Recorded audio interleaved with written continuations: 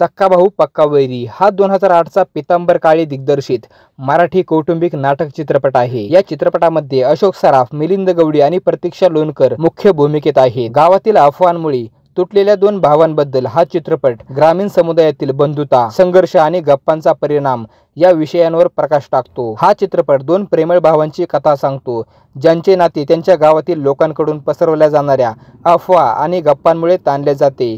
त्यांच्यात मतभेद निर्माण करण्याच्या प्रयत्नात काकाची व्यक्ती देखील भूमिका बजावते। बनावट द्वेष आणि अफवांमुळे भाऊ एकमेकांपासून दूर जातात, ज्याचा त्यांच्या पालकांवर खोलवर परिणाम होतो। अखेर धाकटा भाऊ आणि त्याच्या पत्नीला अफवांमुळे झालेले नुकसान कळते, पण तुटलेले नाते सुधारण्यासाठी खूप उशीर झालेला असतो, हे या चित्रपटामध्ये दाखवले आहे। या चित्रपटाला प्रेक्षकांचा जोरदार प्रतिसाद मिळाला होता।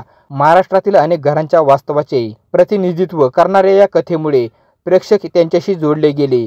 या चित्रपटातील सादरीकरणे, विशेषतः अशोक सराफ यांचे आणि पीतांबर काळे यांचे दिग्दर्शन याचे कौतुक झाले आणि ही कथा ग्रामीण प्रेक्षकांना खूप भावली। या चित्रपटाची थोडक्यात कथा अशी आहे की दोन प्रेमळ भाऊ आनंदाने राहत असतात। मोठ्या भावाचे लग्न होते, त्याला एक प्रेमळ पत्नी मिळते आणि धाकट्या भावाला त्याच्या मोठ्या भावाच्या पत्नीमध्ये एक प्रेमळ वहिनी मिळते। धाकट्या भावाचे लग्न झाल्यानंतर त्यांचा एक काका त्यांच्या नात्यात दरी निर्माण करण्याचा प्रयत्न करतो। दोन्ही भाऊ वेगळे होतात आणि एकमेकांशी जुळवून घेत नाहीत, पण तेव्हा धाकट्या भावाला आणि त्याच्या पत्नीला त्यांची चूक कळते तेव्हा खूप उशीर झालेला असतो। नामदेव आणि त्यांची पत्नी शांता एका तीर्थयात्रेदरम्यान निधन पावतात, त्यांच्या मुलांना मागे सोडून। मोठा भाऊ विजय त्यांच्या लहान भावंडांची जबाबदारी दीपक आणि पुष्पा यांच्यावर टाकतो।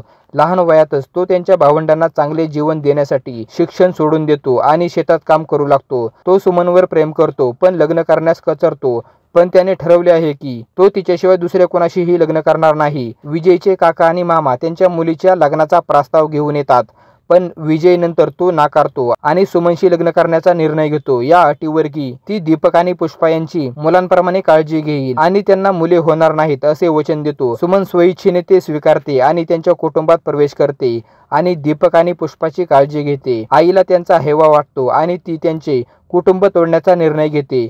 तो त्यांची मुलगी शोभा दीपकशी लग्न करते आणि तिचे विजय आणि सुमन विरुद्ध कट कारस्थान रचते। मामाने खेळलेल्या युक्तांमुळे दोन प्रेमळ भाऊ कट्टर शत्रू बनतात। तर मित्रांनो, तुम्ही सक्का भाऊ पक्का वैरी हा चित्रपट पाहिला आहे का? नसेल पाहिला तर हा चित्रपट एकदा तुम्ही नक्की पहा।